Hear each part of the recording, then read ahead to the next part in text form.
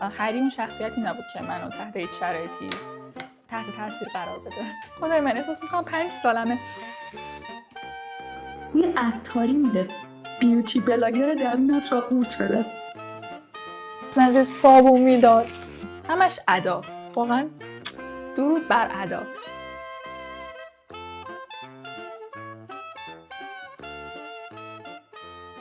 خب آقا کریسمس نزدیکه، واقعا براش هیجان زدم. اینجا توی آلمان چیزی تحت عنوان کریسمس مارکت وجود داره که تقریبا توی همه شهرها یه بازه مثلا بین 20 روز تا 1 ماه که منتهی به خود کریسمس و در نهایت هم سال نو هستش. توی قسمت‌های اصلی شهر، یعنی بیشتر حالا طرف‌های مرکز هر شهر، یک عالم غرفه برپا می‌کنن. توی اون غرفه‌ها کلی خوراکی‌های کریسمسی و حتی صنایع دستی و چیزای گوگولی پگولی و اینها میان میفروشن. و خب اصلی ترین خوراکی کریسمسی همینجا بلو واین یا همون شراب داغ هسته که البته به جز اون هم شکلات داغ و نوشیدنی‌های گرم دیگه هست و خب کلی غذاهای جور و جور.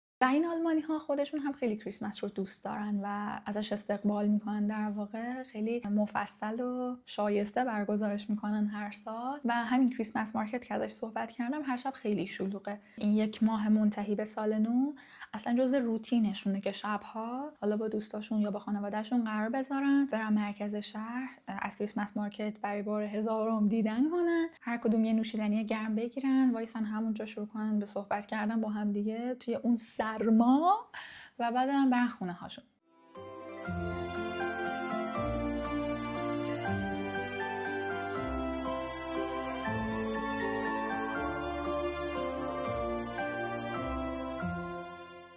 من خودم با اینکه خیلی کریسمس رو دوست دارم و از این پدیده کریسمس مارکت هم خوشم میاد، کلا استقبال میکنم از اینکه شهر توی روزهای منتهی به سال نو حال و هواش انقدر عوض میشه. همه جا ریسه های رنگی میبینی، درخت کریسمس میبینی، مثلا همسایه هامون از در و پنجره هاشون بابا نوئل آویزون کردن.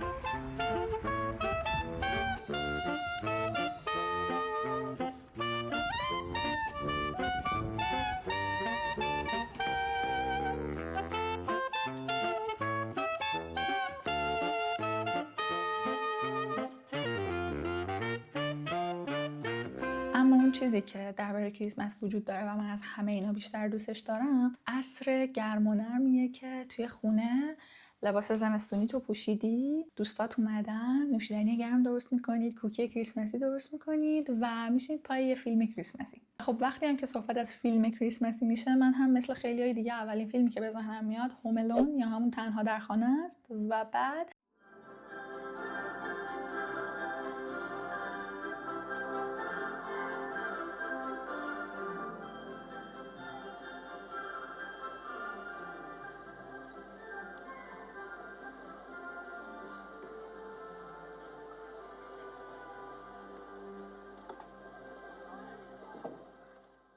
بالاخره بعد از کلی سغرا کبرا چیدن رسیدم به اون چیزی که میخوام توی این ویدیو راجع بهش صحبت کنیم، هری پاتر. خب اول اینکه این بند و بساطی که اینجا چیدم چیان. اول این 2 کاسه رو بگم. همونطور که میبینید توی این 2 کاسه یه سری کاغذ لوله شده هستش. توی هر کدوم از کاغذهایی که توی این کاسه هست اسم یکی از خوراکی‌های دنیای جادوگری نوشته شده که قراره دونه دونه بازشون کنیم و هر کدوم که اسمش اومد امتحانش کنیم. و توی این یکی کاسه هم یه تعدادی سوال داریم که دونه دونه بهشون جواب میدیم. خب قبل از اینکه بریم سراغ کاغذها، من میخوام این کدو حلوایی که اینجا داریم رو خرد کنم و بذارم بپزه که موقعی که نوبتش شد و در واقع برای اون خوراکی که احتمالاً حدس میزنید چی باشه لازمش داشتیم، کدو حلوایی پخته داشته باشیم آماده دیگه. خب من با تخته و چاقو اومدم و از کدوم یکی شروع کنیم؟ از این.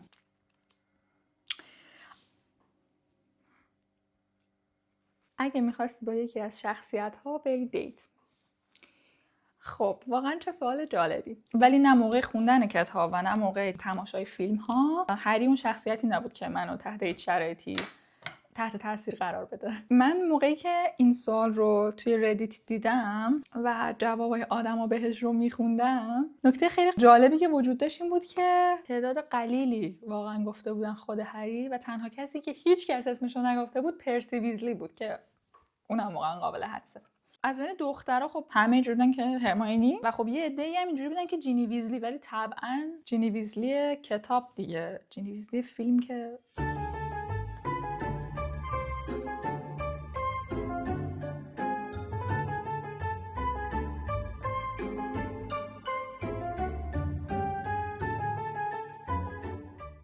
و اما جواب من به این سوال چیه؟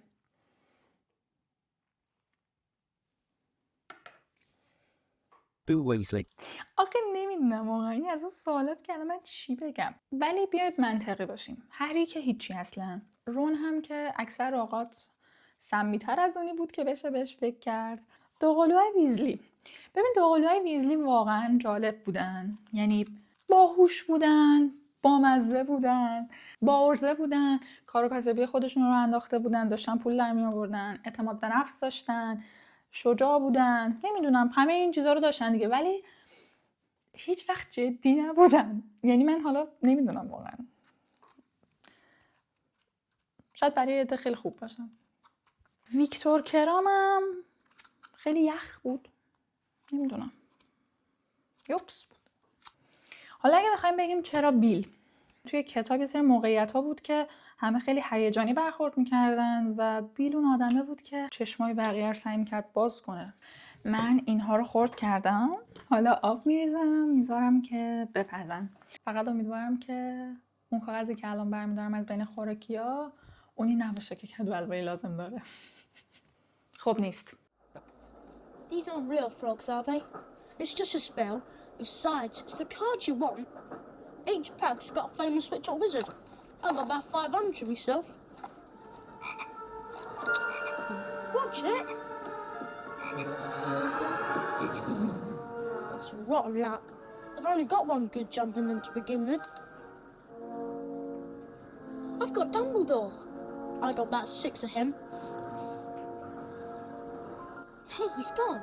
Well, you can't expect him to run around all day, can you? قورباغه شکلاتی رو من اینجا یه دونه ازش دارم. اینه. نمیدونم دیگه، نگرانم که واقعا هیچ پوینتی نداشته باشه قورباغه شکلاتی بودنش و من فقط تو دام افتاده باشم، ولی نمیدونم دیگه، به نظرم به امتحانش میارزه به هر حال. یعنی میخوایم امتحان کنیم بالاخره دیگه، یعنی تو این ویدیو قرار امتحان کنیم. پشمام. به نظرم میارزید. احتمالاً شما یادتون باشه که توی جهان داستان این قورباغه‌های شکلاتی جایزه داشتن که جایزش یه عکسی بود توی پاکت شکلات، عکس یه آدم معروفی توی دنیای جادویی که مثلا بچه‌ها وقتی این شکلات رو می‌خوردن اون عکس رو نگه می‌داشتن. آخه چقدر بامزه است. این خود قورباغه شکلاتیش که فکر می‌کنم یه شکلات خیلی معمولیه که صرفاً شکل قورباغه است. و اینم عکس است. حالا من چرا انقدر شگفت زده شدم وقتی پاکتش رو باز کردم؟ چون که از این عکس‌های متحرکه. خدای من احساس میکنم 5 سالمه، از اینایی که بچه بودیم هر اسباب بازی توش از این تکنولوژی استفاده میشد. حالا بذار باز کنم چیزشو ببینم، اصلا نمیدونم هم کیه راستشو بخوای، یعنی نمیشناسم خانم رو.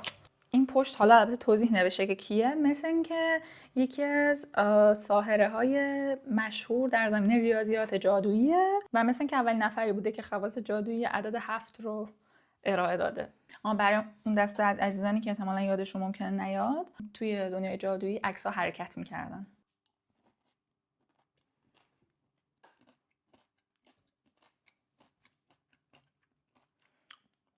خوشمزه شکلات دیگه.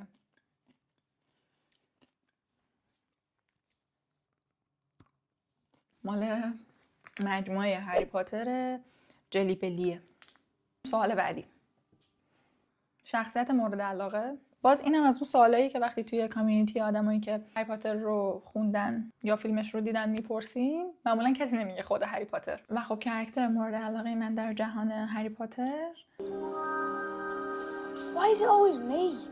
احتمالا اگه جز اون دسته افرادی باشید که کتاب رو نخوندن و فقط فیلم های هری پاتر رو دیدن، خیلی درکم نکنید. حالا چرا؟ اولا که نویل توی کتابای اول وقتی که سن همشون خیلی کم بود، خیلی خجالتی بود، از اسنیپ خیلی میترسید، درسش اصلا خوب نبود، توی همه کلاس‌ها خرابکاری میکرد، دست و پا چلفتی بود، اعتماد به نفسش به شدت پایین بود و خلاصه همش در حال گند زدن بود. مادر بزرگش هم همش دعواش میکرد. ولی این بچه همونیه که توی کتاب آخر وقتی که هری و هرماینی و رون سال آخر توی مدرسه نبودن، داشت هنوز توی مدرسه مبارزه میکرد، اون ارتش دامبلدور رو جمع کرده بود و داشتن بر خودشون زیرکی خرابکاری میکردن و شده بودن اره‌ای در جون دار و دسته مرگخوارات. و خب تکمیل کننده این شجاعت‌هاش هم به نظر من توی آخر داستان توی اون نبرد هاگوارتس بود دیگه. مار ولدمورت رو کشت، نجینی. و به نظر من این هم خیلی قشنگ و دوست داشتنیه، هم برای اون کودک اسلش نوجوانی که داره این کتاب رو میخونه میتونه خیلی الهام بخش باشه، میتونه بهش چیز یاد بده. چرا که یک شخصیتیه که توی داستان از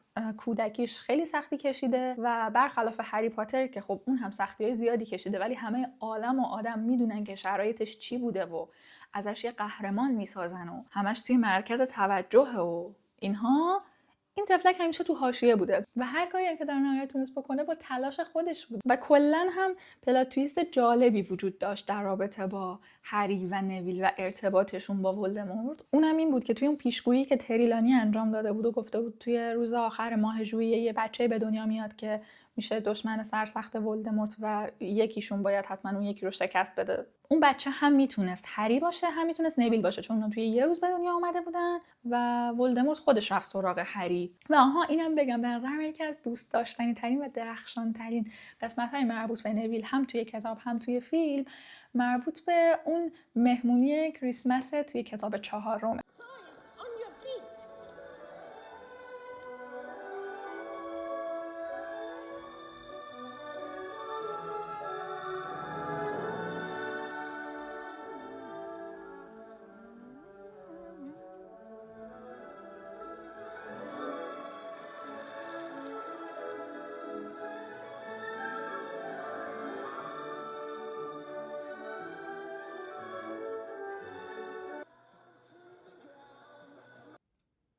نوشیدنی کره. یه سری رسیپی متفاوتی وجود داره براش. یه تعدادشون الکلی ان، یه تعدادشون هم غیر الکلی ان.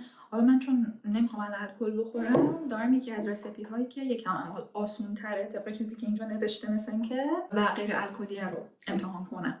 توی این رسیپی به قول خودش 3 چیز لازمه: باترسکاچ سس، سیروپ وانیل و سودا واتر. آب گاز دارم، قابل استفاده است. ولی از اونجایی که باترسکاچ سس من نمیدونم از کجا باید پیدا بکنیم و خودشم چنین انتظاری داشته، در ابتدای آموزشش یاد میده که چجوری میتونیم خودمون باترسکاچ سس درست بکنیم. اول کره بریزیم. فکر میکنم هولوش 100 گرم کره کافی باشه برای ما.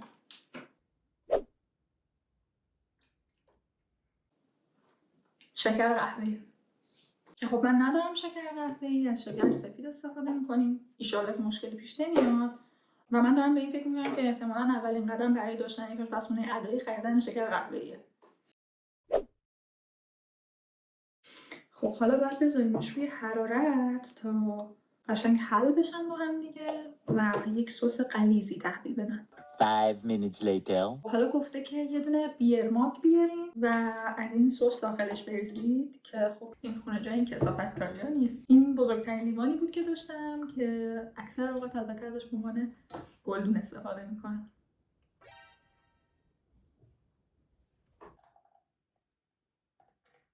بعدش بهش سیروپ وانیل اضافه کنیم که من میخوام بهش سیروپ کارامل اضافه کنم.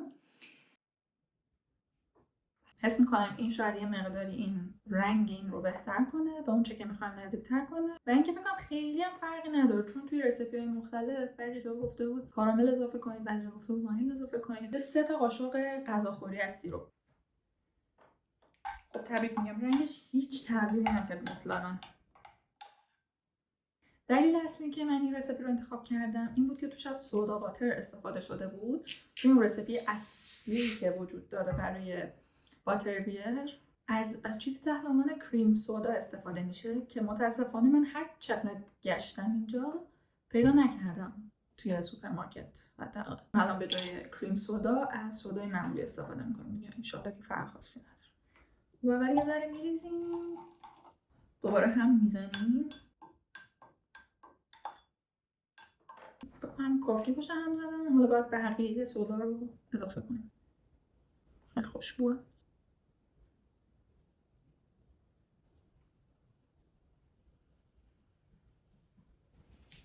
کفته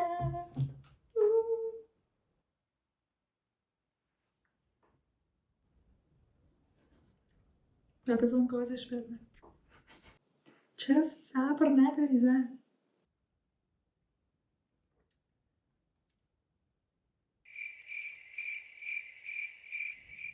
خوشمزه است.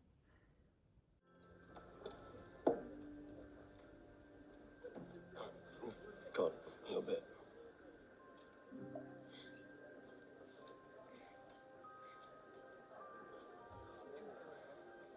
اون فرم دلخواهم رو نداد. توی یه سری رسیپی ها روش آخرش چیز میزدن، خامه نمیدونم ویپینگ کریم میزدن و فکر میکنم که ما هم داریم.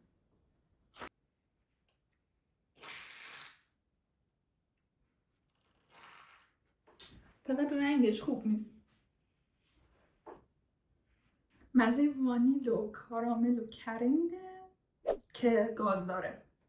نوشته که بعد قبل از استفاده 3 یا 4 ساعت بذاریمش توی یخچال که موقعی که داریم ازش استفاده میکنیم بهتر شکل بگیره. که خب من نمیدونستم قرار ازش استفاده بشه و شانسی صرفا پیداش کردم. دانه های همه مرزه برتی باتس. Bertie Bott's every flavour beans. They mean every flavour. There's chocolate and peppermint, and there's also spinach, liver, and tripe.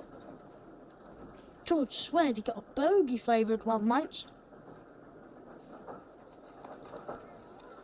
این رو هم باز من از بیرون خریدم طبعا و مال همون مجموعه هری پاتر جلی بلیه. این شکلی. چه بوی عجیبی میده، بوی عطاری میده. این شکلی هن. این شبیه آب نباتن. بعد نه ژله، یعنی دقیقا مثل جلی بیگاه.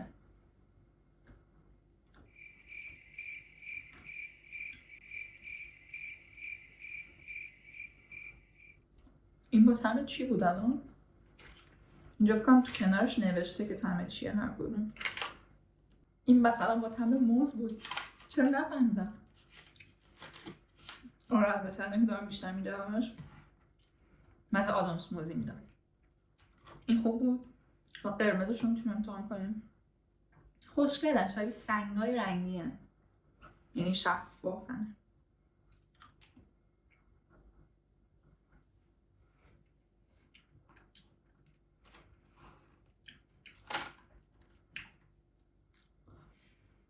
مزه لبو میده.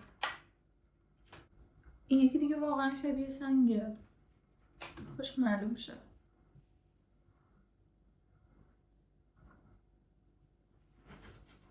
بیوتی بلاگر درونت را قورت بده.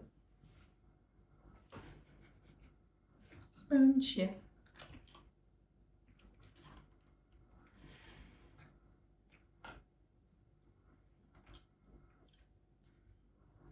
نظیر مارشمالو میده.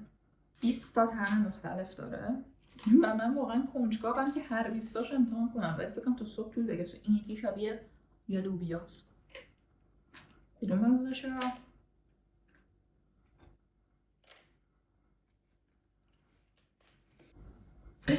این چرا اینقدر بد بود؟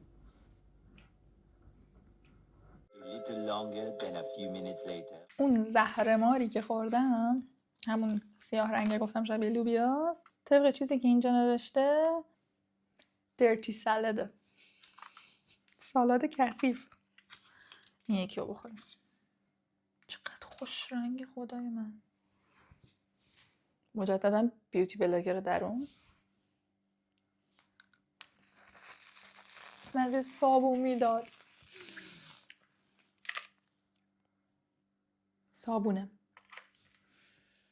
با طعم صابونه. فکر میکنم که دیگه کافیه. ببین یه سری چیز آدمیزادی هم داره ها، مثلا با طعم لیمو داره، با طعم موز داشت خوردیم. یه دونه داره هندونه و پسته با هم، نمیدونم. یه دونه داره مزه سوسیس باید بده، یه دونه باید مزه سیب سبز بده، یه دونه هست باید مزه چمن بده، یه دونه هست باید مزه فلفل سیاه بده. از اون بوی عطاری باید حدس میزدم که چه ملغمه‌ای واقعا در انتظارمه. حالا الان دهنم مزه همه چی با هم میده، واقعا به ارتباط با طعم همه چیز. بالاخره سوال مورد علاقم، اگه یکی از شخصیت‌ها رو می‌خواستی توی نبرده هاگوارتس زنده نگه داری کدوم بود؟ دفعه اولی که من این سوال رو دیدم یه جا با خودم بدون هیچ فکر کردنی گفتم لوپین و تانکس، ولی نمیدونم، واقعا نمیتونم از این فکر بگذرم که اگر فرد ویزلی زنده میموند من چقدر خوشحال میشدم.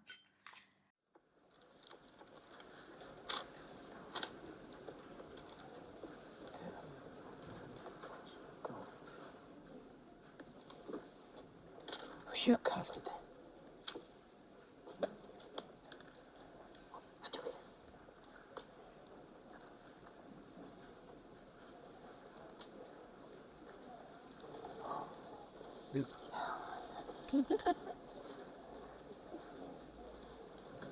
Well, Hermione.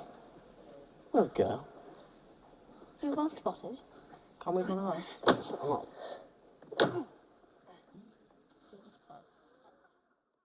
خب رسیدیم به خوراکی آخر. Well, what do you expect? Pumpkin juice?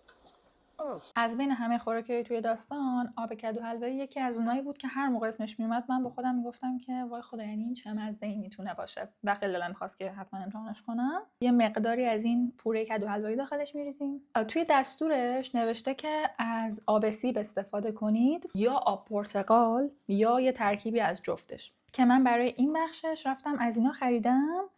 وینتر فروت پانچ که ترکیبی از آب سیب، آب پرتقال، یکم لیمو و دارچینه فکر میکنم. چیزم داره فکر کنم، یه ذره زنجبیل و میخکم فکر کنم داره، ولی خیلی کم. خیلی خوشمزه است. حالا من چرا اینو گرفتم؟ چون که کریسمس مارکت که براتون تعریف کردم، این که حالا نوشیدنی این که غالبا توش میخورن گلوواینه، این هست، اما خب برای بچه‌ها که نمیتونن الکل بخورن و در واقع نوشیدنی به جز گلوواین نیازه که براشون فروخته بشه توی کریسمس مارکت، چیزی که معمولا این غرفه ها درست میکنن و میفروشن برای بچه‌ها یه چیزی تحت عنوان کیندر پونچ، پانچ بچه‌ها، که در واقع همین آب سیبه. یعنی قشنگ آب سیب داغ، بخار ازش بلند میشه، خیلی حس و طعم خوبی داره. من فکر نمی‌کردم ازش خوشم بیاد ولی خیلی دوست دارم. حالا اینم همونه ولی خب سردشه و می‌خوایم از اون استفاده بکنیم. بعد یه سری ادویه باید بهش اضافه کرد. چیزی که توی دستور نوشته پامکین پای اسپایسه، یعنی ادویه پای کدو حلوایی. واقعا چه چیزهایی وجود داره در جهان، همش ادا، واقعا درود بر ادا. یک مخلوط ادویه‌ای وجود داره که مخلوط ادویه پیشنهادی برای وقتی که میخواید شیرینی کدو حلوایی درست کنید، ترجیحاً حالا پای کدو حلوایی درست کنید، و اسمش هم پامکین اسپایسه که البته به جز شیرینی میشه برای نوشیدنی هم ازش استفاده کرد. همونطور که خودش هم اینجا گفته، مثلا اگه خواستین پامکین لاته درست کنین یا سایر نوشیدنی های پاییزی میشه از این استفاده کرد. این شکلیه. برای دوستان مقیم آلمان از DM خریدم. این که چیه این ادویه که اگه خودش رو نداشتید بتونید ترکیبش رو درست کنید و استفاده کنید. داخلش دارچین داره، زنجبیل داره، جوز هندی داره، این یکی هم فکر کنم میخکه، اجازه بدید میخک بود، پس دارچین و میخک و زنجبیل و جوز هندی.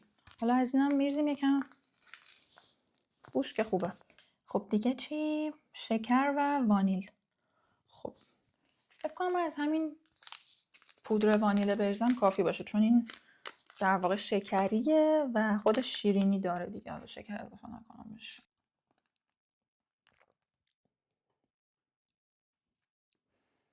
جالبه، خوبه. به نظرم میتونم بازم شکر بزنم، یعنی شکرم وانیل کافی نبود.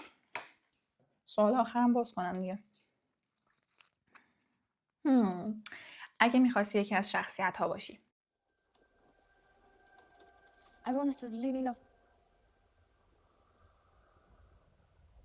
Lovegood. کار بهتر این بود که توی مخلوط کن اینا رو هم قاطی کنم، چون که پورش جا داره که بیشتر حل بشه با این آب سیب و اینا. پیشنهاد میکنم خواستید درست کنید این کارو بکنید، برید توی مخلوط کن و قاطی کنید. احتمالاً من برای بقیه‌اش هم این کارو بکنم. خب داشتم لونا رو میگفتم. خیلی دوست داشتنیه دیگه این شخصیت. خیلی وقتا تنها بود و اصلا چون خیلی شبیه بقیه نبود، تا قبل از اینکه حالا بخواد با هری اینا دوست بشه و وارد جمع دوستی اونها بشه، میشه گفتش که دوستی نداشت، اما با این وجود بلد بود که چه جوری دوست خوبی باشه. بحث می‌کردند. هری که حرف‌هایشان را نصف نیمه می‌شنید، گشتی در اتاق زد. وقتی به پلکان مار پیچی رسید، به طور اتفاقی چشمش به طبقه بالای آنجا افتاد و حواسش به کلی پرت شد. با چهره خودش روی سقف طبقه بالا رو در رو شده بود. پس از لحظه‌ای سردرگمی متوجه شد که آن آینه نیست، بلکه نقاشی است. از سر کنجکاوی شروع به بالا رفتن از پله‌ها کرد. هری، چی کار داری میکنی؟ فکر نکنم درست باشه که وقتی خودش نیست این طرف و اون طرف بری و سرک بکشی. ولی هری دیگر به طبقه بعدی رسیده بود. لونا سقف اتاق خوابش را با نقاشی‌های دلنشینی از 5 چهره آراسته بود. چهره هری، رون، هرمیون، جینی و نویل. این چهره‌ها مثل تابلوهای هاگواردز متحرک نبودند، اما هری اطمینان داشت که جادویی در آنها به کار رفته است. به نظر هری می رسید که آن چهره‌ها نفس می‌کشند. آنچه از قرار معلوم زنجیری از جنس طلای ناب بود، دور تا دور تصویرها پیچ و تاب خورده و عکس‌ها را به هم وصل کرده بود. اما هری بعد از 1-2 لحظه بررسی دقیق متوجه شد که زنجیرها در واقع تکرار یک واژه‌اند که با مرکب طلایی هزاران بار پشت سر هم ردیف شدند. دوستان، دوستان، دوستان، دوستان، دوستان، دوستان. ناگهان احساسات هری نسبت به لونا در وجودش فوران کرد. هم خیلی خالص و واقعی بود. اصلا فکر میکنم دلیل اصلی که من لونا رو از بقیه شخصیت‌ها بیشتر دوست دارم اینه که فکر میکنم بیشتر از همه خودش بود. ای بابا دیدید چی یادم رفت؟ ادای اصلی این پامکین جوس رو یادم رفت. رفتم براش چوب دارچین خریدم. توی رسیپیش نوشته بود که میتونید برای قشنگتر سرو کردنش از تکه های سیب یا چوب دارچین استفاده بکنید.